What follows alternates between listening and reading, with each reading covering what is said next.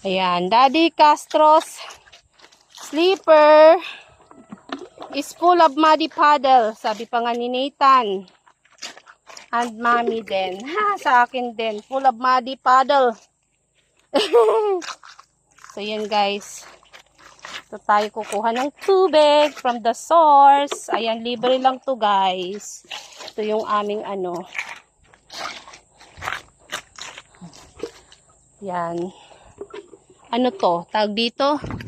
Anong tawag dito, Daddy, sa source natin? Anong tawag dito? Bukal? Bukal. Bukal, guys, ang tawag.